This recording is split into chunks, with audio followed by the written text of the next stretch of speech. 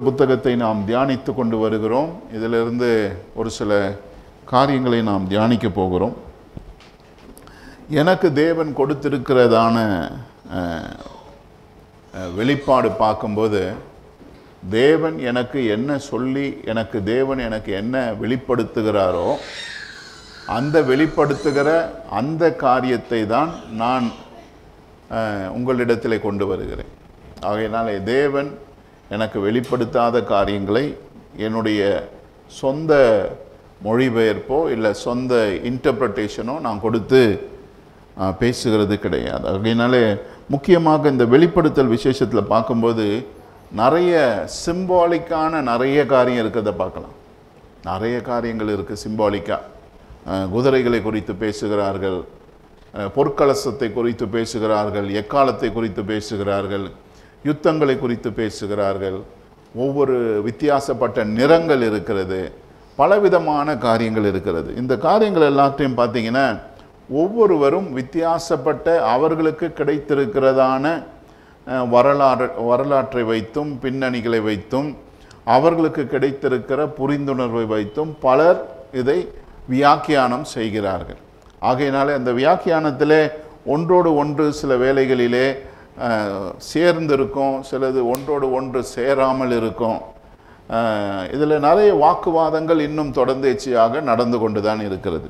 ஆகையினாலே நானும் இதற்கு இடையிலே இன்னொரு வியாக்கியானம் கொடுத்து நான் ஒவ்வொருக்கும் ஒவ்வொரு சிம்பாலிக் காரியத்திற்கு நான் ஒவ்வொரு காரியத்தையும் பேச தேவன் என்னை நடத்தவில்லை. அது என்னுடைய நடத்துதல் கிடையாது. தேவன் எனக்கு தெரிவிக்காவிட்டால், தேவன் என்னிடத்திலே அவைகளை பேசாவிட்டால் நான் அதை உங்களிடத்திலே கொண்டு வர எனக்கு பலன் கிடையாது.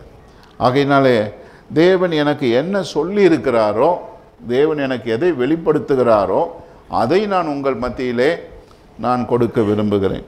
இந்த வெளிப்படுத்தல் புத்தகத்தை எல்லாம் நான் பார்த்து அப்படியாய் தியானித்து கொண்டு இருக்கையிலே தேவன் எனக்கு ஒரு வரைபடத்தை காண்பித்தார். எப்படி இந்த வெளிப்படுத்தல் புத்தகத்தினுடைய முழுமையை நாம் எப்படி பார்க்கலாம், இதனுடைய முழுமையான காரியத்தை எப்படி நாம் புரிந்து கொள்ளலாம் என்று சொல்லி தேவன் எனக்கு அதை காண்பித்தார். இன்றைக்கு அதை நான் உங்களிடத்திலே பேச நான் ஏற்படுத்தி இருக்கிறேன். நிச்சயமாய் எப்படி நாம் கடைசி சபையாக, முடிக்கிற சபையாக, தேவனுடைய காரியங்களை இந்த நாட்களிலே செய்கிற ஜனமாய் எப்படி இருந்து காரியங்களை செயல்படுத்த முடியும், எப்படி தேவனுடைய அமைப்பை இந்த பூமியிலே கொண்டு வர முடியும் என்கிறதை நாம் அறிந்து கொள்ள வேண்டும். இந்த வெளிப்படுத்தலுடைய துவக்கத்திலிருந்து இந்த கடைசி 22ஆம் அதிகாரம் வரைக்கும் நீங்கள் பார்ப்பீங்கன்னா அது ஒரு காரியத்தை நமக்கு போதிக்கும். அவரை குறித்ததான ஒரு இன்ட்ரடக்ஷன், அவர் யார் என்ன என்பதான ஒரு இன்ட்ரடக்ஷன் ஒன்று கொடுக்கும். பிறகு சபைகளுக்கு ஒரு எச்சரிப்பு, என்ன செய்ய வேண்டும், என்ன மாற்றங்களை கொண்டு வர வேண்டும் அப்படி என்று சொல்லுகிற எச்சரிப்பு. பிறகு பரலோகத்தில் இருக்கிறதான ஒரு ஆராதனையினுடைய அமைப்பு. அதை தொடர்ந்து பார்த்தீங்கன்னா அநேக ஜட்ஜ்மெண்ட், நியாய தீர்ப்புகளை நாம் பார்க்கலாம். எப்படி தேவன் நியாயம் தீர்க்கிறார், எப்படி காரியங்கள் நடக்கிறது, அந்த நியாய தீர்ப்பை ஒட்டி கடைசியில் யுத்தம் எப்படி நடக்கிறது, அந்த யுத்தத்தின் மூலமாய் தேவன் எப்படி ஜெயிக்கிறார், அந்த ஜெயத்திற்கு பின்பதாக எப்படி தேவனுடைய அரசமைப்பு வருகிறது என்று நாம் பார்க்கலாம். இந்த காரியம் முழுசும் பார்க்கும்போது இது யாருக்கு சொல்லப்படுகிறது, யாருக்காக இது பேசப்படுகிறது அப்படின்னு பார்த்தீங்கன்னா நம்ம 2வது 3வது அதிகாரத்திலே நாம் அறிந்து கொள்ள முடியும். இது சபைக்கு பேசப்படுகிறது, 7 சபைகளுக்கு சொல்லப்படுகிறது. அப்படி என்றால் உலகளாவிய முழு சபைக்கு சொல்லப்படுகிற ஒரு காரியம். அப்போ சபைக்கு சொல்லப்படுகிற ஒரு காரியம் எங்கே துவங்குறாரு அப்படின்னு பார்த்தீங்கன்னா அந்த சபைகள் மத்தியிலே காணப்படுகிற குறைகளை அவர் சொல்லுகிறார். இந்த குறிப்பிட்ட குறை இங்கே இருக்குது, இந்த குறிப்பிட்ட குறை இந்த சபையில் இருக்குது, இந்த குறிப்பிட்ட சபையில் இது மாறணும் அப்படி என்று சொல்லி ஒவ்வொரு சபைக்கு நேராக ஒவ்வொரு காரியத்தை அவர் சொல்லுகிறார். சொல்லி அந்த சபையை உற்சாகப்படுத்தி அவர்களோடு கூட தான் இருப்பேன் என்று சொல்லியும் அவர்களை எப்படி அவர் ஆசீர்வதிப்பேன் என்று சொல்லியும் எப்படி அவர் நடத்துவேன் என்று சொல்லியும் அந்த சபையை அவர் உற்சாகப்படுத்துகிறார். அப்போ அடுத்த நிலையாய் பார்க்கும் பொழுது அந்த சபை தொடர்ந்து எப்படிப்பட்டதான ஒரு ஸ்தானத்திற்கு இந்த சபையானது கடந்து போக வேண்டும். அப்படி என்று சொல்லும் பொழுது எதிர்காலத்திலே இருக்கிறதான சபை, ஃபியூச்சர் சர்ச், அன்றைக்கு இருக்கிறதான சபை கிடையாது. அன்றைக்கு இருக்கிறதான சபைகளுக்கு உதாரணமாய் காரியங்கள் சொல்லப்படுகிறது. ஆனால் தொடர்ந்தேர்ச்சியாக நீங்கள் பார்த்தீங்கன்னா 4ஆம் வசனத்திலிருந்து 4ஆம் அதிகாரத்திலிருந்து 5ஆம் அதிகாரத்திலிருந்து நீங்கள் பார்த்தீங்கன்னா பின்பு அப்படின்னு தொடங்கும்.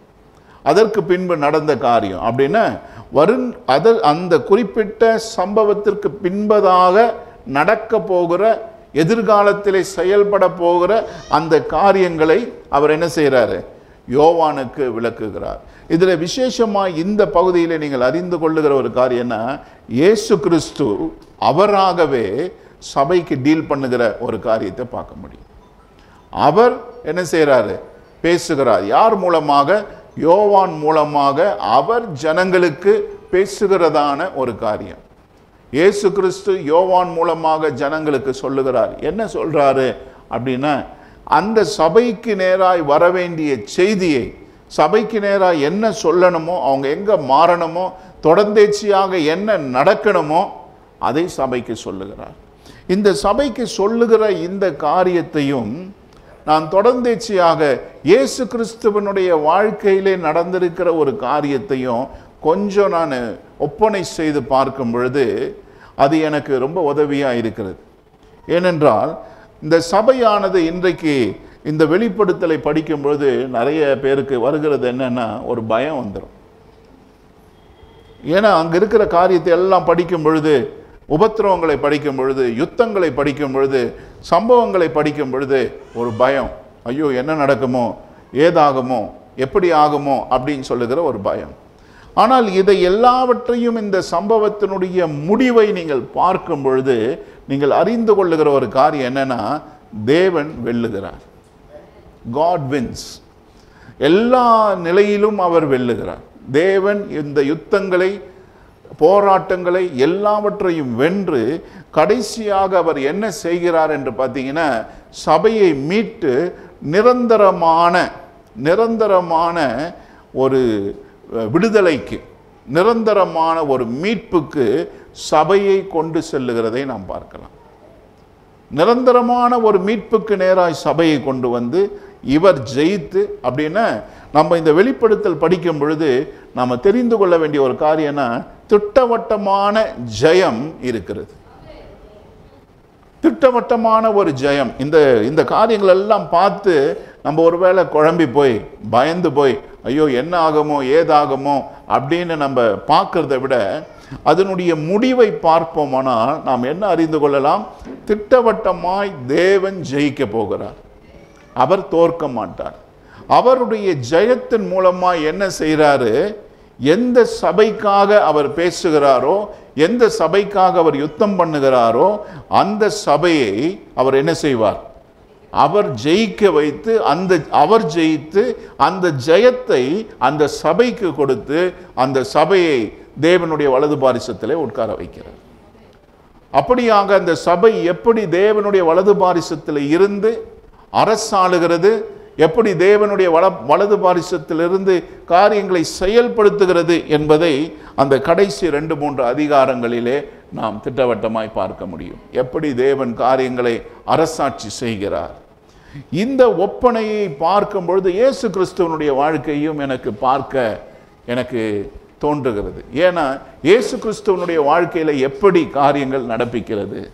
ஏனென்றால் இயேசு கிறிஸ்து சபையின் தலையாக இருக்கிறார், நாம் சரீரமாக இருக்கிறோம். அப்படின்னா சபையினுடைய ஒரு பங்காய் அவர் இருக்க, சபையினுடைய மீதியான பங்காய் நாம் காணப்படுகிறோம்.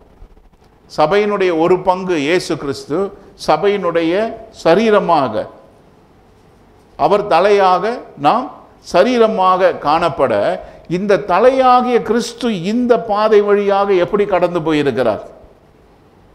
புரியுதுங்களா? அவர் 7 சபைகளுக்கு இதை சொல்லியிருக்கிறாரு. இந்த 7 சபை யாருன்னு பார்த்தீங்கன்னா கிறிஸ்துவின் சரீரமாகிய சபை.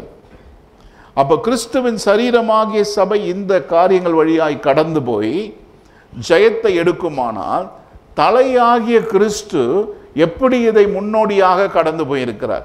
ஏனென்றால் இயேசு கிறிஸ்து நம்முடைய முன்னோடி, நம்முடைய மாதிரி, நம்முடைய மூத்த சகோதரன், நமக்கு முன்பதாய் போயிருக்கிறார். போய் என்ன பண்ணியிருக்காருன்னு பார்த்தீங்கன்னா, அவர் ஜெயத்தை எடுத்திருக்கிறார். இதோ வானத்திலும் பூமியிலும் எனக்கு சகல அதிகாரம் கொடுக்கப்பட்டிருக்கிறது என்று சொல்லி அவர் மரணத்திற்கு பிறகு அவர் சொல்லுகிறதை பார்க்கலாம். மத்தேயு புத்தகத்தின் கடைசி பகுதிகளில் அவர் ஜெயத்தை எடுக்கிறார். அப்படின்னா சபையின் தலையாகிய இருக்கிற அவர் முன்னோடியாக சென்று அவர் ஜெயத்தை எடுத்திருக்கிறார். அப்படி தலையாகிய இருக்கிற அவர் முன்னோடியாக சென்று ஜெயத்தை எடுத்திருப்பார்னா அவர் போன ட்ராக்கும் ஏறக்குறைய இதே ட்ராக்காக தான் இருக்கணும். சபையானது கடந்து போகிறதான ஒரு நிலைப்பாடு தலையாகிய கிறிஸ்து ஆகிய சபையும் கடந்து போன அதே நிலைப்பாட்டின் ஒரு அமைப்பாக தான் இருக்க வேண்டும். அப்படின்னா கிறிஸ்து இயேசு தலையாக எப்படி கடந்து போயிருக்கிறார் அப்படின்னு பார்த்தீங்கன்னா, இந்த பூமியிலே அவர் எப்படி பண்ணுறாரு? அவருடைய ஊழிய நாட்களிலிருந்து பார்ப்போமானால் அவர் வளர்ந்ததான அந்த 30 ஆண்டு காலம் நமக்கு காரியங்கள் தெரிவிக்கப்படவில்லை.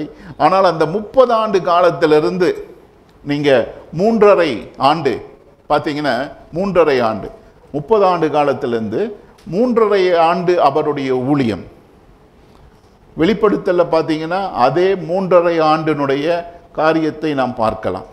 அங்கே 2 வித்தியாசப்பட்ட நிலைப்பாடை பார்க்கலாம். 2 வித்தியாசப்பட்ட நிலைப்பாடு. ஒன்று முதல் 3.5 ஆண்டிலே நடக்க போகிற காரியங்கள், பிறகு அடுத்த 3.5 ஆண்டிலே நடக்க போகிற காரியங்கள்.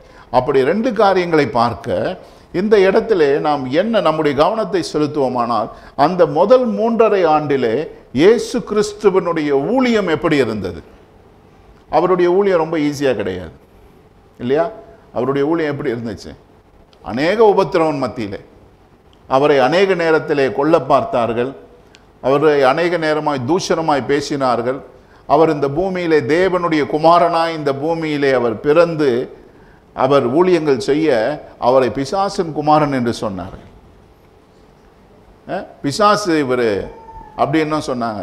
பிசாசுனுடைய சீஷன் என்று சொன்னார்கள். அப்படி பலவிதமான உபத்திரவத்திற்குள்ளே வார்த்தையினாலே செயலினாலே அநேக அமைப்புகளிலே அவர் தூஷிக்கப்படுகிறார். அநேக அமைப்புகள் மூலமாய் அவருடைய ஜீவனுக்கு நேராக எதிர்மறையான காரியங்கள் வருகிறது. அவரை கொல்லும்படியாக அவருக்கு விரோதமாக அநேக காரியங்கள். அந்த 3.5 ஆண்டுகள் ஊழியம் செய்த அந்த 3.5 ஆண்டுகள் அநேக உபத்திரவத்துக்குள்ளே போனார். ஆனால் அதற்கு பிறகு அந்த 3.5 ஆண்டின் ஊழியத்திற்கு பிறகு அவர் கடந்து போனதான உபத்திரவம் அதை விட இன்டென்ஸாக இருந்திருக்கு இல்லையா? 3 நாட்கள் அவர் மரித்திருந்தார். அந்த அரை நாள் பார்த்தீங்கன்னா அவர் அந்த மரணத்தினுடைய ஊடாக கடந்து போகிறார். அவரை பிடிக்கிறார்கள், துன்பப்படுத்துகிறார்கள், அடிக்கிறார்கள். இந்த உபத்திரவத்தை பார்க்கிலும் அடுத்த போர்ஷன் ஆஃப் தி இன்டென்சிட்டி ரொம்ப அதிகமாக இருக்கு. அப்படிப்பட்டதான ஒரு இன்டென்சிட்டிக்குள்ளே கடந்து போய் அவர் மரித்து என்ன செய்கிறார்? மரித்த நிலைமைக்கு கடந்து சென்று 3ஆம் நாளிலே அவர் உயிரோடு எழும்புகிறார். வேதத்திலே நீங்கள் பார்ப்பீர்களானால் இதே வெளிப்படுத்தல் புத்தகத்திலே நீங்கள் இதை ஒப்பிட்டு பார்க்கும் பொழுது இதே அமைப்பை நீங்கள் பார்க்கலாம். உபத்திரவம், மகா பெரிய உபத்திரவம், பிறகு மரணம், பிறகு மீண்டுமாய் சபையானது எழுந்திருக்கிறதை பார்க்கலாம் ஜெயத்தோடு கூட. அந்த அந்த அந்த 3.5 ஆண்டுகளுடைய உபத்திரவங்கள் பயங்கரமாய் காணப்படுகிறது. எப்படி இயேசு கிறிஸ்து கடந்து போன அந்த உபத்திரம் எப்படி இருந்துச்சு அப்படின்னு பார்த்தீங்கன்னா, அவருடைய மரணம் வரை அந்த உபத்திரம் இருந்தது. அவருடைய ஜீவன் வரை அந்த உபத்திரம் காணப்பட்டது. மனுஷனுக்கு இன்னைக்கு வாழ்க்கையில் ரொம்ப அதிகமான ஒரு காரியம் என்னன்னு பார்த்தீங்கன்னா ஜீவன் தான். ஜீவனுக்கு மேலான காரியம் ஒன்றும் கிடையாது. அப்போ அந்த ஜீவனுக்கு மேலே ஏதாவது ஒரு உபத்திரம் இருக்குன்னா இல்லை, ஜீவன் வரை தான் உபத்திரம். இயேசு கிறிஸ்துவனுடைய நிலைப்பாட்டிலே பார்க்கும் பொழுது கூட அவருக்கு ஜீவன் வரை அவருக்கு உபத்திரம் இருந்தது. அவரை அடித்தார்கள், என்னென்னமோ பண்ணாங்க. அவரை அடித்தார்கள், அறைந்தார்கள், அவருடைய முதுகிலே சாட்டையினால் அடித்தார்கள், அவரை பரியாசம் செய்தார்கள். எல்லா விதமான உபத்திரவமும் அவர் சுமந்து கொண்டார்.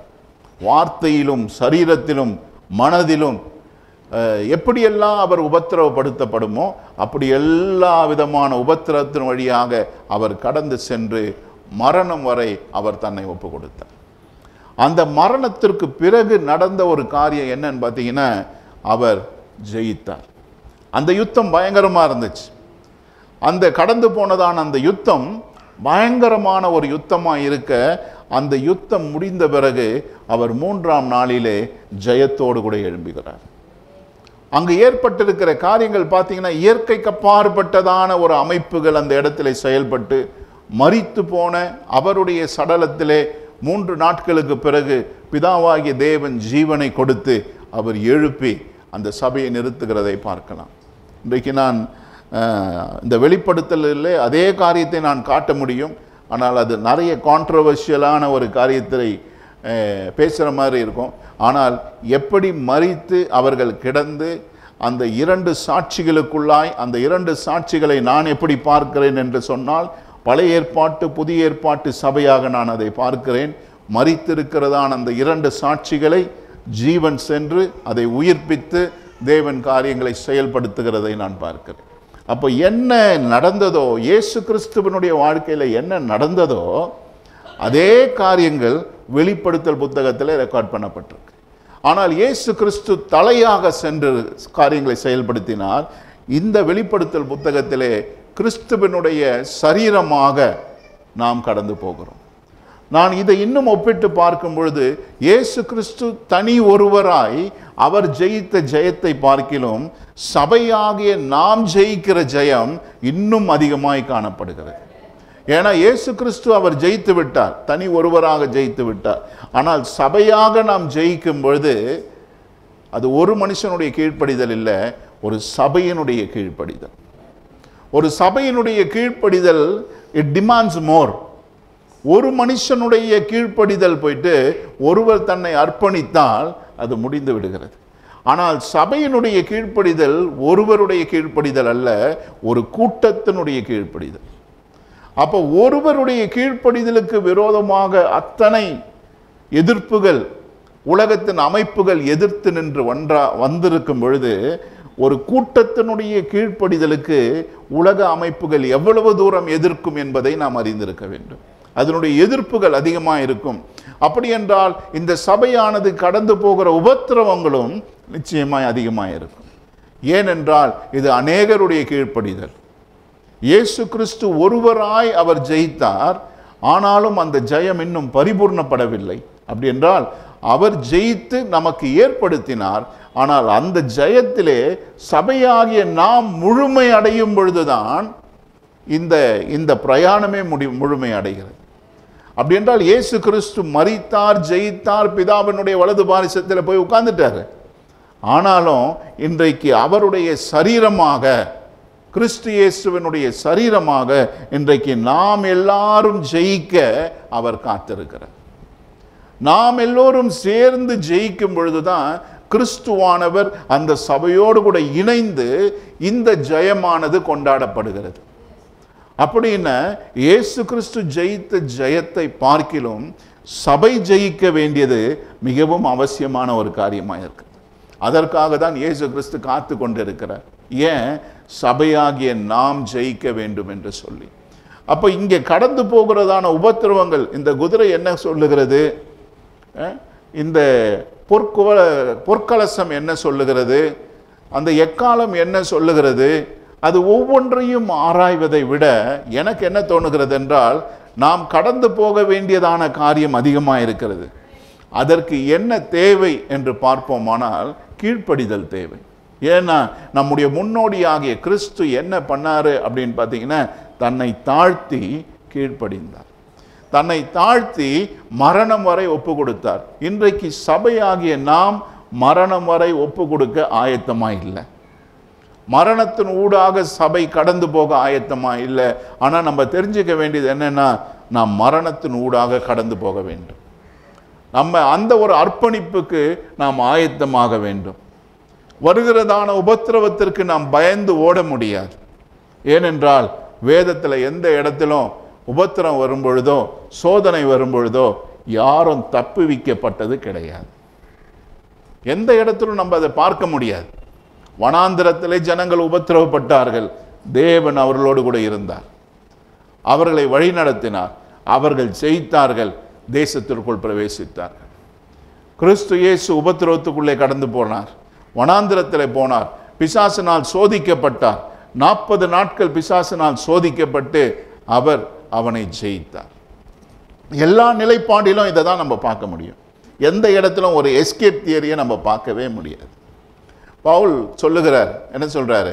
அவர் உபத்திரவத்தின் வழியாக கடந்து போகும்பொழுது, இந்த முள் எனக்கு ரொம்ப கஷ்டமா இருக்கு, இதை என்னை விட்டு என்ன செய்யுங்க, எடுத்து போடுங்க அப்படின்னு சொல்றாரு. தேவன் என்ன சொல்றார் தெரியுங்களா? என் கிருபை உனக்கு போதும். அப்படின்னா என்னுடைய கிருபையினால் இதை நீ ஜெயிக்க முடியும். இந்த உபத்திரவத்திலிருந்து உன்னை தூக்கி வெளியே வைக்கிறது என்னுடைய வழி அல்ல, நான் உனக்கு கிருபை கொடுத்து நான் உன்னை ஜெயிக்க வைப்பேன்.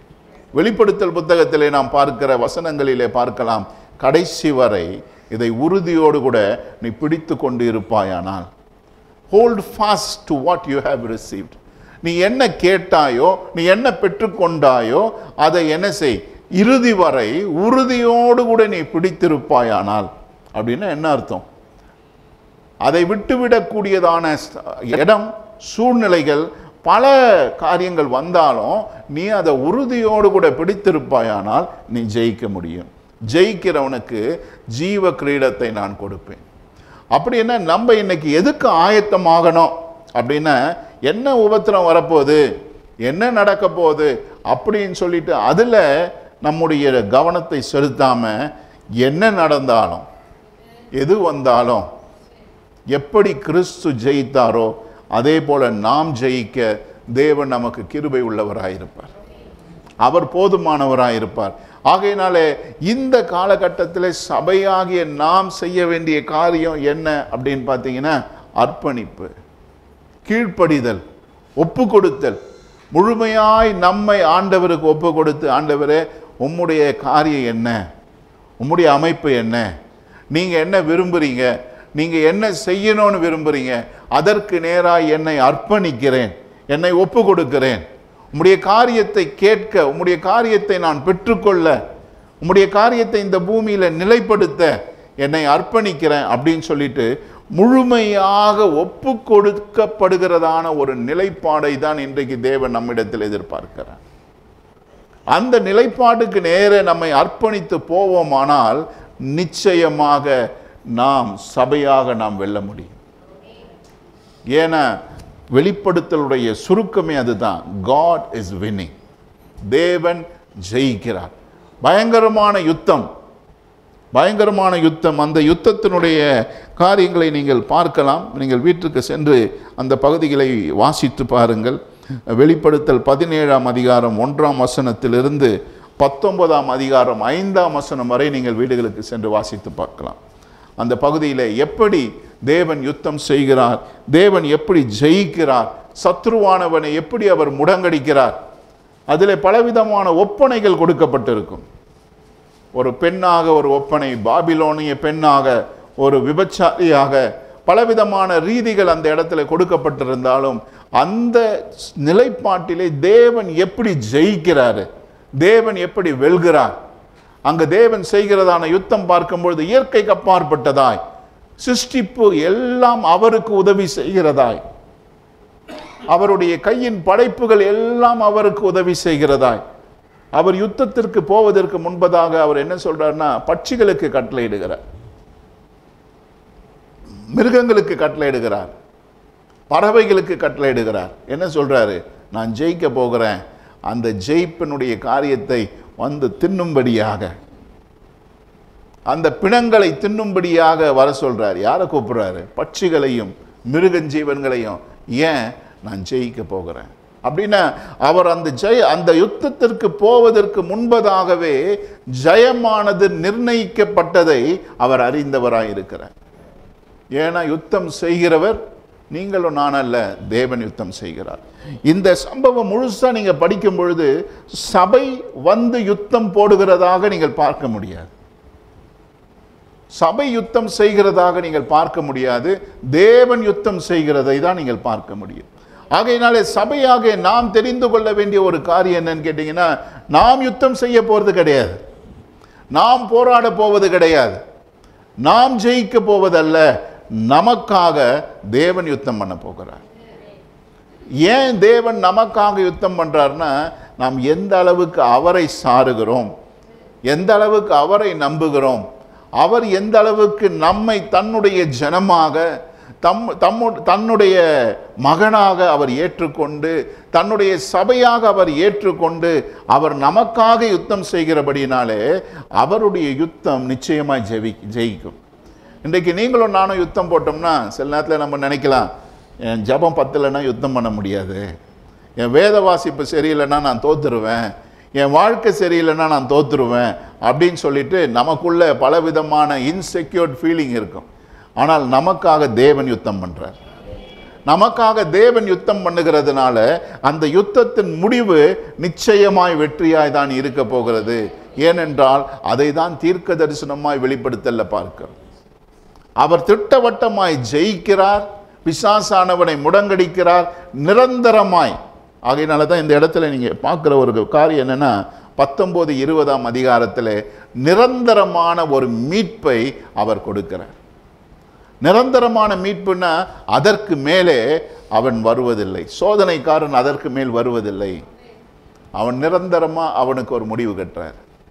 ஏன்னா இத்தனை நாட்களாக நீ பலவிதமான துன்பத்திற்குள்ள போன, சோதனைக்குள்ள போன, உன்னை அநேக துன்பம் அநேக சோதனை உன்னை தாக்கினது. ஆனால் இனிமேல் சோதனைக்காரனுக்கு என்ன பண்றாரு, ஒரு முடிவை கட்டுறார்.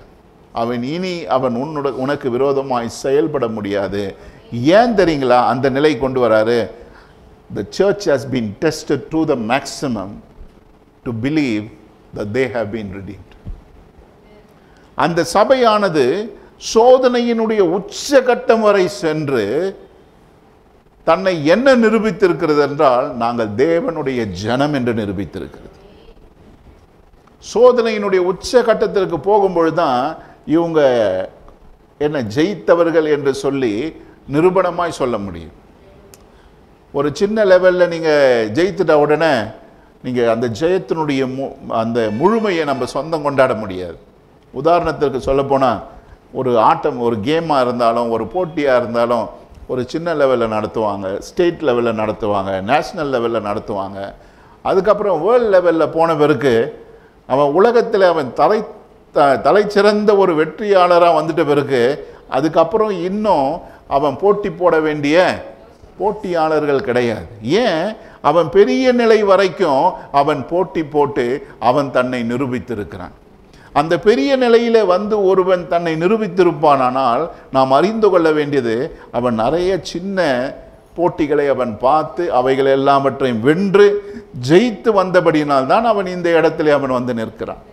அப்ப அந்த இடத்துல வந்த பிறகு he has been declared that he is a world champion. அந்த சோதனையை அவன் கடந்த பிறகு, அந்த ஜெயத்தை அவன் பெற்றுக்கொண்ட பிறகு, அவனை பார்க்கிலும் பலசாலி இல்லை என்று சொல்லி நிரூபணமான பிறகு என்ன ஆகிறது என்றால், அவனுடைய சத்துருக்கள் எல்லாவருக்கும் ஒரு முடிவு வருகிறது. அந்த ஒரு நிலைப்பாட்டை சபையிலிருந்து தேவன் நம்மிடத்தில் எதிர்பார்க்கிறார். அந்த ஒரு பதிலை நம்மிடத்தில் எதிர்பார்க்கிறார். என்ன? நான் எல்லா சோதனைக்கு உட்பட்டவனாக இருந்தேன், ஆகையினால தான் இந்த சோதனைகள் வருகிறது, ஆகையினால தான் இப்படிப்பட்டதான துன்பங்கள், இப்படிப்பட்டதான சூழ்நிலைகள் எதற்கு வருகிறது? சபையாகிய நம்மை சோதித்து புடமிட்டு நேர்த்தியான ஒரு நிலைக்கு கொண்டு வந்து, நான் தேவனுடைய குமாரன், எல்லா சூழ்நிலையிலும் நான் அவருக்காய் நிற்பேன், நான் ஜெயிப்பேன், அவர் பட்சத்திலே நிற்பேன். காரணம், நான் அவரையே நம்பி இருக்கிறேன். ஏன்னா தேவன் என்ன சொல்றார் தெரியுங்களா? முடிவில், அவர்கள் என்னுடைய ஜனம், அவர்கள் என்னுடைய ஜனம்னு அவர் சொல்லணும்னா அவர் எல்லா ரீதியிலையும் test Pannapattu they have been proven that they belong to me. அவர்கள் என்னுடையவர்கள் என்று சொல்லி எல்லா நிலைப்பாட்டிலும், தண்ணீரிலும் அக்னியிலும் எல்லா நிலைப்பாட்டிலும் அவர்கள் சோதிக்கப்பட்டு இன்றைக்கு அவர்கள் வந்திருக்கிறபடினால, அன்னைக்கு என்ன செய்கிறாரு? தேவன் வந்து அந்த சபையினுடைய வெற்றியை அவர் நிர்ணயம் பண்ணுகிறார். இந்த சபையினுடைய வெற்றி அவர்களுக்கு சொந்தமானது என்று சொல்லி என்ன பண்றாரு?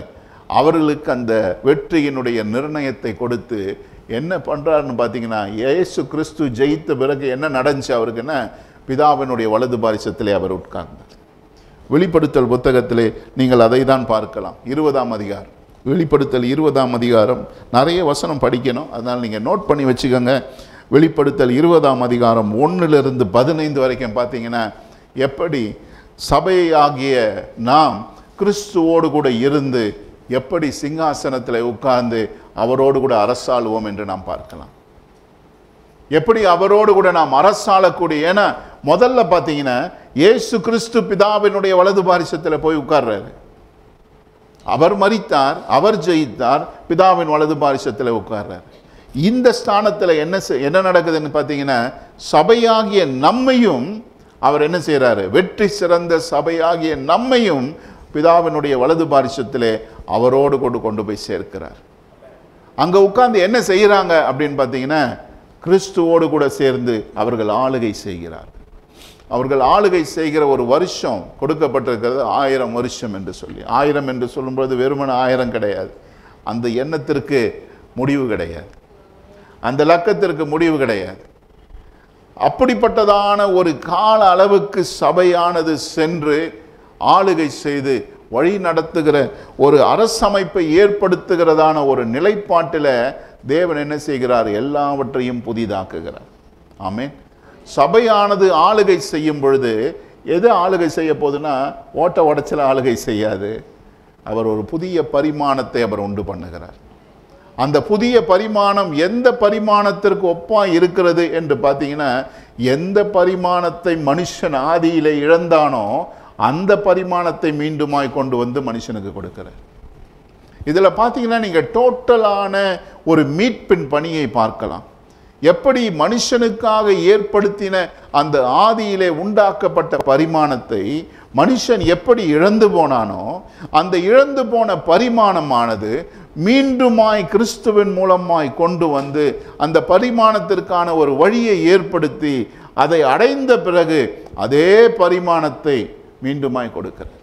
அந்த ஏதேனின் பரிமாணம் எது அவனுக்கு ஒதுக்கப்பட்டிருந்ததோ, எது மனுஷனுக்கு தவிர்க்கப்பட்டிருந்ததோ, அந்த பரிமாணத்தை மீண்டுமாய் கொண்டு வந்து மனுஷன் கையில் சேர்க்கிறார். எப்படின்னா, அவன் ஜெயித்த பிறகு எப்படி ஜெயிக்கிறான், பரிபூர்ணமாய் எல்லா சோதனைக்கு உட்பட்டு ஜெயித்த ஒரு நிலையிலே வரும்பொழுது அவன் மிஸ் பண்ண பரிமாணம், பாவம் என்று சொன்னால் மிஸ் த மார்க் என்று சொல்லப்படுகிறது. மிஸ் த மார்க் என்றால் அவன் இருக்க வேண்டிய ஒரு நிலையை அவன் மிஸ் பண்ணிட்டான். அந்த மிஸ் பண்ண அந்த நிலைப்பாடு மீண்டுமாய் அவன் கரத்திலே கொடுக்கப்படுகிறது. ஏன்? அதை ஆளுகை செய்யும்படியாக. அப்போ என்ன, இந்த காலகட்டத்தில் என்னெல்லாம் பழுதாயிடுச்சோ எல்லாவற்றையும் அவர் புதிதாக்குகிறார். ஆகையினால தான் அந்த 21ஆம் அதிகாரத்திலே நீங்கள் 22ஆம் அதிகாரத்தில் பார்க்கலாம், தேவன் புதிய வானத்தையும் புதிய பூமியையும் அவர் உண்டு பண்ணுகிறார். அப்படின்னா is creating a new heaven and earth. ஒரு புதிய வானம், ஒரு புதிய பூமியை அவர் உண்டு பண்ணி அந்த ஒரு பரிமாணத்தை மனுஷனுக்கு கொடுக்கிறார். ஏன்? Start again a new life. புதிய ஒரு வாழ்க்கை, புதிய ஒரு பரிமாணம், புதிய ஒரு நிலைப்பாடு. நான் எதை விசுவாசித்தேனோ, எதை நான் நிலைப்படுத்தினேனோ அதை மீண்டுமாய் செயல்படுத்தும்படியாக. ஆனால் அன்னைக்கு என்ன ஒரு காரியம் கேட்டிங்கன்னா, சர்ப்பமானது வருவதற்கு வாய்ப்பு இல்லை. ஆமென். அன்னைக்கு சர்ப்பம் வந்தால் இன்னைக்கு சர்ப்பம் வர்றதுக்கு வாய்ப்பில்லை. ஏன்? அவனை நிரந்தரமாய் அவனுடைய காரியத்தை முடிக்கிறார். ஏன் முடிக்கிறாரு அப்படின்னு நீங்கள் பார்க்கணும். சபை கடைசி வரைக்கும், முடிவு வரைக்கும் தன்னை நிரூபித்து, தான் நேர்த்தியான ஒரு குமாரன் என்பதை நிரூபித்தபடியினாலே, எப்படி இயேசு கிறிஸ்து மரணம் வரை தன்னை முழுமையாய் ஒப்பு கொடுத்து நிரூபித்தது போல, இன்றைக்கு கிறிஸ்துவனுடைய சரீரமாகிய நாம் அதை நிரூபித்து முடிக்கும் பொழுது அவர் சொல்லுகிறார், நாங்கள் ஒன்றாக நாங்கள் ஜெயித்திருக்கிறோம். ஆமென். சபையாக நாங்கள் ஜெயித்திருக்கிறோம். வேதத்தில் பார்த்தீங்கன்னா, வெளிப்படுத்தல் புத்தகத்தில் எப்படி தேவன் சியோனுக்கு வருகிறார் என்று பார்க்குறோம். சியோனுக்கு கிறிஸ்து வந்து என்ன செய்கிறாரு? சபையோடு இணைகிறார். சபையானது சியோனிலே கிறிஸ்துவை சந்திக்கும். அப்படின்னா தலையாகிய கிறிஸ்துவை சந்திக்க அவருடைய சரீரமான சபை ஒன்று சேருகிறது. எங்க ஒன்று சேருகிறது என்றால், அவர் ஜெயித்த அந்த ஜெயத்திற்கு நேராக சபையாகிய நாமும் கடந்து வரும் பொழுது நாம் ஒன்று சேருகிறோம். இன்றைக்கு அவர் நமக்கு பாதையை ஏற்படுத்தி இருக்கிறார். என்ன பாதை? அந்த பரிபூர்ணத்திற்கு நேராய், மீட்புக்கு நேராய் அவர் நமக்கு பாதையை உண்டு பண்ணி இருக்கிறார். நம்ம அந்த பாதைக்கு நேராய் கடந்து போகிறோம். அந்த பாதையினுடைய முடிவு என்னன்னு பார்த்தீங்கன்னா, அந்த முதிர்ச்சியான குமாரன். அந்த முதிர்ச்சியான குமாரன் என்கிறதான அந்த ஸ்தானத்திற்கு வரும் பொழுது கிறிஸ்துவும் நம்மோடு கூட வந்து இணைகிறார். ஏன்? அவருடைய முதிர்ச்சி சபைக்கு வேண்டும். அந்த முதிர்ச்சிக்கு நாம் கடந்து போய் அவரோடு கூட நாம் சந்திக்கும் பொழுது அந்த முதிர்ச்சியை பெற்றவர்களாய் நாம் மாற முடியும். அந்த இடத்துல வரும்போது தான் அவன் சொல்றாரு, நீ என்னோட சேர்ந்துட்ட, நாம் ஒன்று சேர்ந்து அரசாளுவோம். ஆமே, நாம் ஒன்று சேர்ந்து அரசாளும்படியாக அதுக்கு நேராக தான் நம்ம முதிர்ச்சிக்கு நேராக போகிறோம். ஆகையினால தான் நாம் இருக்கிற நிலைப்பாட்டிலே இருக்க முடியாது. சோதனைகள் வரும்பொழுது, உபத்திரவங்கள் வரும்பொழுது நம்ம பயந்து ஓட முடியாது. ஏனென்றால் இந்த சோதனைகளும் உபத்திரவங்களும் நம்ம என்ன செய்கிறது? உருவாக்கி கொண்டே செல்லுகிறது. ஒவ்வொரு நாளும் சோதனைகள் நம்மை உருவாக்குகிறது, சூழ்நிலைகள் நம்மை உருவாக்குகிறது. நமக்கு சோதனை வந்தான பயம் வந்துட்டு நம்ம என்ன செய்கிறோம்? ஜோம் பண்ண தொடங்குறோம். எனக்கு சோதனை வேண்டாண்டவரே, எனக்கு உபத்திரம் வேண்டாண்டவரே, பிரச்சனை வேண்டாண்டவரே. வனாந்திரத்துக்கு வரலனா தேவன் யார் என்று சொல்லி அறிந்து கொள்ள முடியாது. வனாந்திரத்தில் தான் தேவன் தன்னை வெளிப்படுத்துகிறார். in a wild situation, in a desolate situation, பயங்கரமான தள்ளப்பட்ட வெறுமையான ஒரு வனாந்திர நிலைப்பாட்டில் தான் தேவன் தான் யார் என்பதை அவர் காண்பிக்கிறார். இன்றைக்கு நீங்களும் நானும் வனாந்திரத்துக்கே போக வேண்டாம், நான் பசுமையான புள்ளையே சாப்பிட்டுட்டு உட்கார்ந்துட்டு இருப்பேன், நான் நல்ல அமர்ந்த தண்ணீர் அண்டையிலே நிற்பேன் அப்படின்னு சொன்னீங்கன்னா தேவன் பார்க்கவே முடியாதுங்க. தேவன் யாருன்னே உங்களுக்கு புரியாது.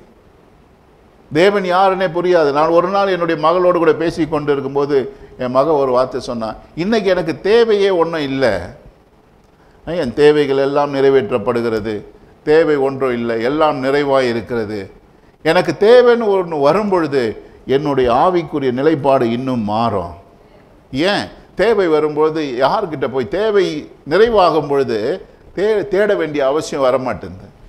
இப்போ நமக்கு 3 வேளை சாப்பாடு, பிரச்சனையே இல்லாத ஒரு வாழ்க்கை அப்படின்னா நம்மளாம் தேவனை தேடுவோன்னு நினைக்கிறீங்களா? தேடவே மாட்டோம். ஏன்? நமக்கு எல்லாம் நிறைவா இருக்கு, எல்லாமே இருக்கு. நமக்கு தேவன் என்கிறதான ஒரு அமைப்பை தேவைப்படாது, நிறைவாய் காணப்படுவோம். ஆனால் என்றைக்கு தேவை, என்றைக்கு பிரச்சனைகள், தேவன் வேண்டும் என்கிறதான ஒரு அத்தியாவசியமான ஒரு நிலைப்பாடு வரும்பொழுது அன்னைக்கு தான் தேவனை தேடுகிறோம். ஆகையினாலே உபத்திரவத்தின் மத்தியிலே, பிரச்சனையின் மத்தியிலே நாம் தெரிந்து கொள்ள வேண்டியது, தேவன் நம்ம தனியாக விடுறது கிடையாது. அவர் நிச்சயமாய் ஜெயத்தோடு நமக்காக நிற்கிறார், வெற்றியோடு கூட நிற்கிறார். ஆனால் அவர் என்ன பார்க்கிறார்னா, நீ என்னை நம்பி போறாயா, என்னை நம்பி நீ கடந்து போகிறாயா, என்னை விசுவாசித்து நீ முன்னேறி செல்ல ஆயத்தமாக இருக்கிறாயா? இதில் நம்ம இன்னும் உறுதியாக தெரிஞ்சுக்க வேண்டியது, நாம் யுத்தம் செய்ய போகிறது கிடையாது. யுத்தம் செய்கிறவர் அவர், நமக்காய் பாதையை ஏற்படுத்தினவர் அவர், நமக்காய் மரித்தவர் அவர், ஜீவனை கொடுத்தவர் அவர், எல்லாவற்றையும் செய்து முடித்தவர் அவர். பாவிகளாய் நாம் இருக்க நாம் தண்டனைகளை ஏற்றுக்கொள்ளவில்லை, நமக்காக அவர் தண்டனைகளை ஏற்றுக்கொண்டார், நமக்காக அவர் யாவையும் சுமந்தார். அப்படி சுமந்து அவர் எல்லாவற்றையும் முடித்திருக்கிற பட்சத்திலே இன்றைக்கு இந்த உலகத்திலே கடந்து போகிற யுத்தத்தையும் அவர் நமக்காய் முடிப்பார். அதனால 666 வந்தாலும் கவலை இல்லை, சோதனை வந்தாலும் கவலை இல்லை, தேவன் என்னை நடத்துவார். ஏன்னா யுத்தம் செய்கிறவர் அவர். யுத்த நாளுக்கு எல்லாவற்றையும் அவர் ஆயத்தம் பண்ணி இருக்கிறார் இல்லையா? இன்னைக்கு நம்ம போயிட்டு எல்லாத்தையும் பண்றோம், ஆனால் ஜெயத்தை கொடுக்கிறவர் அவர் தான். ஏன்னா அவர் நமக்காய் யுத்தம் பண்ணுகிறார், அவர் நமக்காய் ஜெயிக்கிறார். அந்த ஜெயத்தில் என்ன ஒரு முடிவுனா, வெயிட் பண்ணி பார்க்கலாம் ரிசல்ட் என்ன வரும் அப்படின்னு கிடையாது. ரிசல்ட் ஏற்கனவே சொல்லப்பட்டிருக்கிறது. அவர் ஜெயிப்பார், அவர் முறியடிப்பார், அவர் அரசாட்சி செய்வார், சபையானது அவரோடு கூட சேர்ந்து அரசாட்சி செய்யும் என்கிறதுல எந்த ஒரு சந்தேகம் இல்லை. அப்போ அப்படிப்பட்ட ஒரு நிச்சயமுடைய ஜனங்களாய் நாம் இருக்க உபத்திரவங்கள், கடந்து போகிற சூழ்நிலைகள் பயமே கிடையாது. ஆனால் உபத்திரவத்தினுடைய உச்சக்கட்டம் எப்போ வரும் தெரியுங்களா? உபத்திரவம் என்னைக்கு அதிகரிக்கும் தெரியுங்களா? முடிவுக்கு நேராய் வரும்போது அதிகரிக்கும்.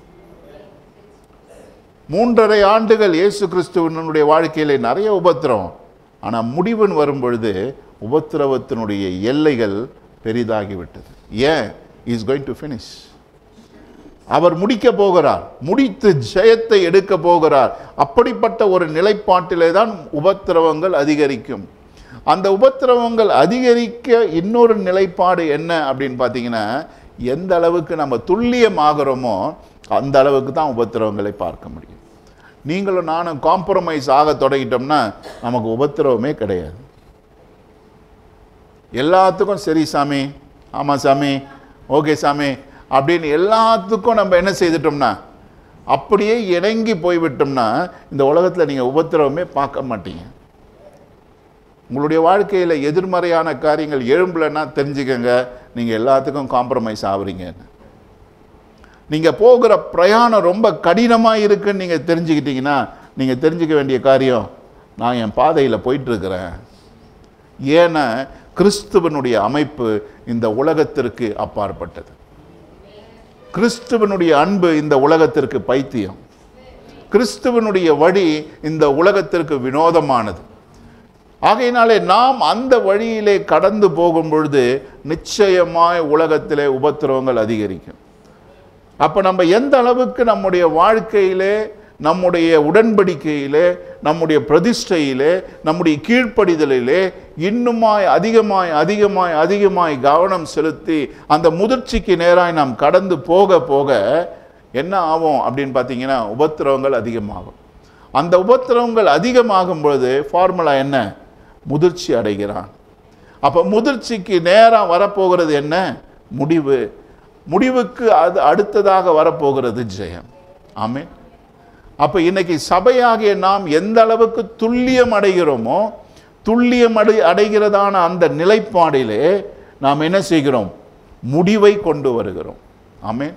புரியுதா உங்களுக்கு? நான் ஃபார்முலாவை சொல்கிறேன் உங்களுக்கு. நம்ம எந்த அளவுக்கு முதிர்ச்சி ஆகிறோமோ, முதிர்ச்சி ஆகிறதான அந்த நிலைப்பாடு முடிவை கொண்டு வருகிறது. நம்ம முதிர்ச்சிக்கு நேராக போலனா முடிவு சீக்கிரமாக வரப்போகிறது கிடையாது. நாம் முதிர்ச்சிக்கு நேராக போகிறதுனுடைய அடையாளம் என்னன்னா சபை துல்லியமாகிறது. ஸோ நம்ம துல்லியமாக துல்லியமாக துல்லியமாக உபத்திரவங்கள் நம்மை சுற்றி அதிகமாக அதிகமாக நாம் தெரிந்து கொள்ள வேண்டியது நாம் முடிக்க போகிறோம். இன்றைக்கு சபையாகிய நாம் முடிவு செய்கிற, முடிவை கொண்டு வருகிற ஒரு காலகட்டத்திலே நாம் கடந்து போய் கொண்டிருக்கிறோம். we are very close. ஆகையினால தான் சபையை தேவன் இந்த காலகட்டத்திலே சத்தியத்தை நிலைப்படுத்துகிற, எப்படி ஆதி நாட்களிலே அப்போஸ்தலர்களை கொண்டு தேவன் சத்தியத்தை நிலைப்படுத்தினாரோ அப்படிப்பட்ட அப்போஸ்தலர்களை கொண்டு தேவன் சத்தியத்தை நிலைப்படுத்துகிறார். அப்போஸ்தலர்கள் என்று சொன்னால் 100 சபை கட்டினவங்க அப்போஸ்தலர் கிடையாதுங்க. 90 வயசு ஆள் அப்போஸ்தலர் கிடையாது. கிறிஸ்துவனுடைய சத்தியத்தை உறுதியோடு கூட நிலைப்படுத்துகிறவர்கள் தான் அப்போஸ்தலர்கள். ஏனென்றால் அதை நிலைப்படுத்த அவர்கள் அனுப்பப்படுகிறார்கள், அதை சொல்லும்படியாக அனுப்பப்படுகிறார்கள். அது அவர்கள் தான் அப்போஸ்தலர்கள். அவர்களை தேவன் இந்த பூமியிலே இந்த நாட்களிலே எழுப்புகிறார். டைட்டில் அப்போஸ்தலர் டைட்டில் வச்சிருக்கிறவங்க அப்போஸ்தலர் கிடையாது. நீ கிறிஸ்துவனுடைய உபதேசத்தை இந்த காலகட்டத்தில் நீ நிலைப்படுத்தாவிட்டால், நீ உன்னுடைய மசாலாலாம் சொல்லிட்டு இருக்கிறன்னா நீ அப்போஸ்தலன் கிடையாது. உன் வீட்டில் என்ன செஞ்சாங்க, நீ எங்கே போன, உனக்கு என்ன ஆச்சு, அதெல்லாம் கொண்டு வந்து ஜனங்களுக்கு நீ போதித்து கொண்டு இருப்பாய். ஆனால் நீ அப்போஸ்தலன் கிடையாது. ஏனென்றால் அனுப்பப்படுகிறவன் அனுப்பினவருடைய செய்தியை அவன் சொல்லுகிறான். யாரால் அனுப்பப்பட்டானோ அனுப்பினவருடைய செய்தியை வந்து சொல்லி அவருடைய காரியங்களை நிலைப்படுத்துகிறவன் தான் அப்போஸ்தலன். அதற்காக தான் அவன் அனுப்பப்படுகிறான். அதற்காக தான் ஆதி அப்போஸ்தலர்கள் அனுப்பப்பட்டார்கள். அவர்கள் வந்து அவர்களுடைய சொந்த வாழ்க்கையை சொல்லவில்லை. இன்றைக்கு எந்த அப்போஸ்தலனுடைய வாழ்க்கை வரலாறு கேட்டு பாருங்க, தெரியாது. அவனுக்கு கல்யாணம் ஆச்சா, பிள்ளைங்க இருந்துச்சா, அவன் எங்கேருந்து வந்தான், என்ன வந்தான், அவ்வளவு தெரியாது. அவர்கள் சொன்னதெல்லாம் என்னன்னா கிறிஸ்துவை குறித்ததான காரியங்களை தான் அவர்கள் சொல்லியிருக்கிறார். அவர்கள் சொல்லுகிறதான இன்ட்ரடக்ஷனே அவரை குறித்து தான். அவர் யார், அவர் என்னவா இருக்கிறார், அப்படிப்பட்டவர்கள் தான் அப்போஸ்தலர்கள், கிறிஸ்துவை காண்பிக்கிறவர்கள், கிறிஸ்துவை உபதேசிக்கிறவர்கள். இந்த காலகட்டத்தில் தேவன் அவர்களை எழுப்புகிறார். ஏன்? கிறிஸ்துவை மீண்டுமாய் சபையிலே நிறுத்தும்படியாக, அவரை ஜனங்கள் காணும்படியாக. ஏன்னா அவரை காணும் பொழுது அவரை போல் நாம் மாறுகிறோம். அவரை காண காண, அவரை எவ்வளவு தூரம் துல்லியமாய் அறிய அறிய, துல்லியமாய் காண காண அவரை போல் நாம் மாற நாம் முதிர்ச்சிக்கு நேராய் போகிறோம். முதிர்ச்சிக்கு நேராய் போய் முடிவை நாம் கொண்டு வருகிறோம். நோவா 100 வருஷமா அவர் பேடையை கட்டிட்டு இருந்தார். அவர் ஒருவேளை 50 வருஷத்துலேயே கட்டி முடிச்சிருந்தான்னு வச்சுக்கிடுங்க, என்ன ஆயிருக்கும்? 50 வருஷத்துக்கு அப்புறம் மழை வந்திருக்கும். அவர் 100 வருஷம் கட்டுனதுனால 100 வருஷம் வரை கேப் இருந்துச்சு. எதுக்கு? மனம் திரும்புறதுக்கு. அந்த 100 வருஷம் கேப் இல்லாமல் இருக்க வேண்டுமானால் அவர் சீக்கிரத்திலே கட்டியிருப்பாரானால் பேழையை, என்ன இருக்கும்? அந்த காலம் முடிந்திருக்கும். அப்படி என்றால் யாரிடத்திலே முடிவு இருக்கிறது அப்படின்னு பார்த்தீங்கன்னா சபையினிடத்திலே முடிவு இருந்தது. சபை எவ்வளவு தூரம் துல்லியத்திற்கு நேராய் ரெடி அப்படின்னு சபை சொல்லுதோ அன்னைக்கு முடிவு வருது. அப்படின்னா இன்னைக்கு முடிவை கொண்டு வருகிறவர்கள் காரியம் யார் இடத்துல இருக்குன்னா சபையினிடத்துல. எப்படி முடிவை கொண்டு வர முடியும்? நம்ம முதிர்ச்சிக்கு நேராய், ஆண்டவரே நான் வருகிறேன், நான் இருக்கிற நிலைமையில் இல்லாமல் நான் முன்னேறி வருகிறேன், உம்மிடத்தில் வருகிறேன், இன்னும் நெருங்க வருகிற ஆண்டவரே, உம்முடைய சத்தம் இன்னும் என்னுடைய காதுகளுக்கு நல்லா கேட்கணும். நிறைய பேருக்கு தேவ சத்தம் கேட்கவே மாட்டேங்குது. தேவன் கூப்பிடுறாரு, கேட்க மாட்டேங்குது. ஏன்னா சிலர் தூங்கிட்டு இருக்கிறோம், சிலர் அலட்சியமாக உட்காந்துட்டு இருக்கிறோம், சிலர் நம்முடைய வேலையில் அலுவலாக இருக்கிறோம், நம்ம ரொம்ப பிஸியாக இருக்கிறோம், அதனால் அவர் பேசுறது கேட்க மாட்டேங்குது. ஆனால் தேவனுடைய சத்தம் ஒவ்வொருவருக்கும் தெளிவாய் கேட்கும். நீங்கள் யார்கிட்டையும் போய் கேட்க வேண்டியதில்லை, தேவன் என்ன சொல்கிறாரு, எனக்கு என்ன சொல்கிறாரு, என் வாழ்க்கையை குறித்து என்ன சொல்கிறாரு. தேவன் உங்களிடத்தில் சொன்னதை தான் இன்னொருத்தர்கிட்ட சொல்லுவார். இன்னொருத்தர் வந்து உங்களுடைய வாழ்க்கையை குறித்து சொல்கிறதுக்கு முன்னாடி தேவன் உங்களை குறித்து உங்ககிட்ட சொல்லியிருப்பார். இன்னொருத்தர் வந்து சொல்லும் பொழுது நீங்கள் ஊர்ஜிதம் தான் படுத்தணும் தவிர, ஓ எனக்கு இது புதுசாக இருக்க அப்படின்னு சொன்னீங்கன்னா நீங்கள் செவிடாக இருக்கிறீங்கன்னு அர்த்தம். ஏன்னா தேவன் இதை ஏற்கனவே உங்களிடத்தில் பேசி இருக்கிறாரு, உங்களுக்கு கேட்கலன்னு அர்த்தம். தேவன் சொல்லும் போது நீங்கள் சொல்ல வேண்டிய காரியம் என்ன தெரியுங்களா? எனக்கு தெரியும் இதை தேவன் என்னிடத்தில் பேசி இருக்கிறார். ஏன்? தேவன் தன்னுடைய பிள்ளை இடத்துல பேசாம இன்னொருத்தர்கிட்ட பேசி அதை கொண்டு வர மாட்டார். அவர் நேரடியாக பேசுவார், உங்கள் எல்லார்கிட்டையும் பேசுவார், ஒவ்வொருவரோடு கூட பேசுவார். தீர்க்க தரிசனங்கள் மூலமாய் வரும்பொழுது அதை நமக்கு ஊர்ஜிதப்படுத்துகிறாரே தவிர புதுசா மெசேஜ் சொல்றது கிடையாது. அவர் ஊர்ஜிதப்படுத்துகிறார். மகனே, நான் உன்னிடத்தில் பேசினேன்ல, இப்போ நான் திரும்ப உனக்கு ஊர்ஜிதப்படுத்துகிறேன். என்ன உறுதிப்படுத்துகிற? நான் இதை செய்ய போகிறேன். அதுபோல தேவனுடைய சத்தம் நம்ம ஒவ்வொருவருக்கும் நம்முடைய காதுகளிலே தொனிக்க வேண்டும். ஒவ்வொரு சூழ்நிலையிலும் சந்தர்ப்பத்திலும் தேவன் என்ன சொல்றாரு, என்ன பேசுறாரு, அவருடைய ஆளுகையின் சத்தத்திலே நாம் வாழுகிற ஜனங்களாய் இருக்க வேண்டும். ஏன்? முதிர்ச்சிக்கு நேராய் நாம் கடந்து போக வேண்டும். சீயோனிலே தேவன் வருகிறார், சீயோனிலே கிறிஸ்து வருகிறார். யாரை சந்திக்க? சபையாகிய நம்மை சந்திக்கும்படியாய். எதுக்கு தெரியுங்களா? அந்த இணைப்பு வர, தலைக்கும் சரீரத்திற்கும் இணைப்பு வரும்படியா. அந்த இணைப்பு வரும்போது என்ன ஆகுது தெரியுங்களா? யோவான் இடத்துல தேவன் போய் அளக்க சொல்றாரு, தேவதூதர்களை போய் அளக்க சொல்றாரு. தேவதூதன் அளக்கிற அளவுக்கும் உலக மனிதனுடைய அளவிலே அளக்கிற அளவும் ஒன்றா மாறுது. சரிங்களா? வெளிப்படுத்தல் புத்தகத்தில் கடைசி பகுதியில் பாருங்க, அவங்க அளக்குறாங்க. அவங்க அளக்கும் பொழுது அந்த அளவும் மனுஷனுடைய அளவுபடி அளக்கும் பொழுதும் அதனுடைய அளவு ஒன்றா வரும். ஒன்று மல்டிபிள்ஸ் ஆஃப் 12 தான் வரும். ஒரே 12, அந்த 12உடைய பெருக்கமாக தான் இருக்குமே தவிர அதில் என்ன நாம் பார்க்கலாம் என்றால் அந்த அளவின் நிலை ஒன்றாய் காணப்படுகிறது. ஆனால் என்ன சொல்கிறாங்க, இவங்க சென்டிமீட்டரில் சொல்கிறாங்கன்னா அவங்க இன்ச்சஸில் சொல்லுவாங்க. ஆனால் அந்த அளவினுடைய அளவுகோல் ஒன்றாக தான் இருக்கு. ஏன்? அப்படிப்பட்டதான ஒரு கான்க்ரூவன்ஸ், அப்படிப்பட்டதான ஒரு இணைப்பு, அப்படிப்பட்டதான ஒரு துல்லியம், அப்படிப்பட்டதான ஒரு ஃப்ரீக்குவன்சியில் ஒரே இணைப்பு, அலைன்மெண்ட் வரும்படியாக இன்றைக்கு தேவன் நம்மை ஆயத்தப்படுத்துகிறார். அந்த அலைன்மெண்ட் வரும் பொழுது அவரோடு கூட சேர்ந்து நாமும் அரசாலை செய்வோம். ஆமென். எல்லாரும் எழும்பி நிற்போம். இந்த காலை வேளையில் ஒப்பு கொடுப்போம். பரிசுத்த ஆவியானவருக்கு ஒப்பு கொடுப்போம். தேவனுடைய சத்தத்தை கேட்கும்படியாக அவர் நம்மோடு கூட தொடர்ந்து இடைபடும்படியாக, தொடர்ந்து பேசும்படியாக, ஆண்டவரே என்னை ஒப்பு கொடுக்கிறேன் என்று சொல்லுவோம்.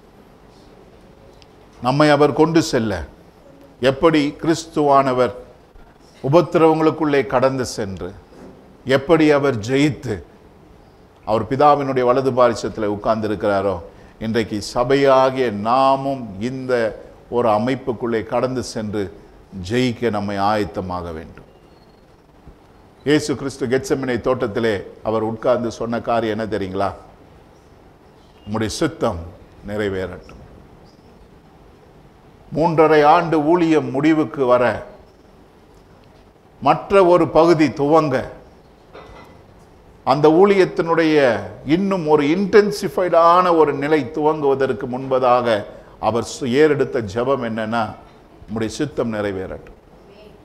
என்னுடைய விருப்பம் அல்ல, இதுவே உம்முடைய சித்தமானால் இதற்கு என்னை ஒப்பு கொடுக்கிறேன்.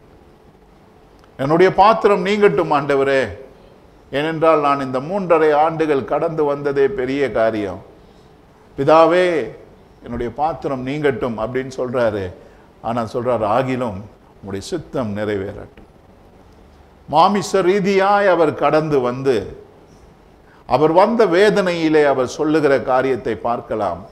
அதே நிலைப்பாடிலே மாமிச ரீதியாய் எப்படி அந்த பிதாவாகிய தேவனுடைய சித்தத்திற்கு தன்னை ஒப்பு கொடுக்கிறார் என்பதையும் பார்க்கலாம். இன்றைக்கு நீங்களும் நானும் அதே நிலைப்பாட்டில் தான் இருக்கிறோம். Lord, let your will be done. உம்முடைய சித்தம் என்னுடைய வாழ்க்கையிலே நிறைவேறட்டும். எனக்கு முன்பதாக இருக்கிற காரியங்களை நான் பார்க்கிறேன். எனக்கு பலன் இல்லை, எனக்கு திராணி இல்லை, எனக்கு அறிவில்லை, என்னுடைய மாமிசம் பலவீனமாய், என்னை சுற்றி இருக்கிற அமைப்புகள் என்னை கொண்டு செல்ல முடியாத ஒரு நிலைப்பாடிலே நான் காத்திருக்கிறேன். ஆனால் என்னை பலப்படுத்தும், என்னை நடத்தும், என்னை கொண்டு செல்லும். உம்முடைய சித்தத்தை இந்த பூமியிலே செய்ய நான் ஆயத்தமாக இருக்கிறேன். என்னை அர்ப்பணிக்கிறேன் ஆண்டவரே, என்னை ஒப்பு கொடுக்கிறேன் ஆண்டவரே, நீர் என்னை நடத்தும் என்று நாம் சொல்லுவோமானால் தேவன் நம்மை நிச்சயமாய் நடத்துவார். வெற்றி என்பது நிச்சயம், ஜெயம் என்பது நிச்சயம். பிதாவோடு கூட நாம் உட்கார்ந்து அரசாள போவது நிச்சயம். ஆனால் இன்றைக்கு தேவன் நம்மிடத்தில் என்ன கேட்கிறான்னு கேட்டீங்கன்னா, எந்த அளவுக்கு அர்ப்பணிக்க ஆயத்தமா இருக்கிறாய்? நம்ம எல்லா விதமான இன்செக்யூரிட்டியிலேருந்து வெளியில் வரணும், பயத்திலேருந்து வெளியில் வரணும், நம்முடைய பலவீனத்திலேருந்து வெளியில் வந்து ஆண்டவரே என்னை ஒப்பு கொடுக்கிறேன். தேவன் நம்மை அழைக்கிறார். அவருடைய அரவணைப்பு, அவருடைய அன்பு போதுமானதாக இருக்கிறது. அவர் கூப்பிடுறார், கம் கம் டு மீ, என்னிடத்தில் வா, நான் உன்னை நடத்துகிறேன். ஒப்பு கொடுப்போம். சர்வ வல்ல தேவனே, இந்த காலை வேலைக்காக ஜெபிக்கிறோம். நீர் எங்களோடு கூட இடைப்பட்டு இருக்கிறீர், எங்களோடு கூட பேசுகிறீர் ஆண்டவரே. எங்களிடத்தில் நீர் இவ்வளவா எதிர்பார்க்கிறீர். உம்முடைய எதிர்பார்ப்பு எங்களுடைய வாழ்க்கையிலே இன்னுமாய் எங்களுடைய அமைப்பிலே குறை உள்ளதாய் காணப்படுகிறது. தேவரீர், நாங்கள் இன்னும் அந்த எதிர்பார்ப்பை ஈடுகட்ட முடியாமல், சரி கட்ட முடியாமல் நாங்கள் நின்று கொண்டு இருக்கிற ஒரு நிலைப்பாடிலே இருக்கிறோம். பரிசுத்த ஆவியானவர் எங்களோடு கூட இடைப்படும், எங்களோடு கூட பேசும், தொடர்ந்து எங்களை பலப்படுத்தும். ஆவியானவர் எங்களை கொண்டு செல்லும், உடைய பரிபூர்ணத்திற்கு நேராய், முழுமைக்கு நேராய் எங்களை கொண்டு செல்லும். ஆண்டவரே, எங்களை அர்ப்பணிக்கிறோம், எங்களை தாழ்த்துகிறோம். பரிசுத்த ஆவியானவர் தொடர்ந்து நடத்தும். ஆண்டவரே, உம்முடைய ஆளுகைக்கு நேராய், உம்முடைய கிருபைக்கு நேராய், உம்முடைய தயவுக்கு நேராய் எங்களை கொண்டு செல்லும். ஆண்டவரே, எங்களை அர்ப்பணிக்கிறோம், எங்களை தாழ்த்துகிறோம்.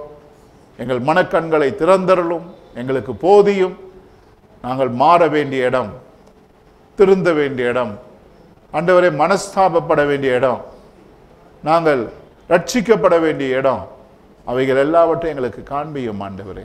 புதிய மனுஷனாய், உம்மிலே புதிய ஜீவனுடையவர்களாய், ஆண்டவரே தேவரீர் பரிபூர்ண ஒரு கூட்டமாய், பரிசுத்தத்திலே தேவ நீதியிலே நாங்கள் எழும்பி வர எங்களுக்கு உதவி செய்யும் ஆண்டவரே. கிறிஸ்துவின் சாயலை நாங்கள் பெரும்படியாய் ஆவியானவர் எங்களை நடத்துவீராக. எங்களை அர்ப்பணிக்கிறோம், எங்களை தாழ்த்துகிறோம். எங்களையும் எங்கள் குடும்பத்தாரையும் எங்களுடைய எல்லாரையும் நாங்கள் ஒப்பு கொடுக்கிறோம் ஆண்டவரே. நீ நடத்தும், தொடர்ந்து எங்களோடு கூட பேசும். இயேசுவின் நாமத்திலே வேண்டிக் கொள்கிறோம் பிதாவே. ஆமென். ஆமென்.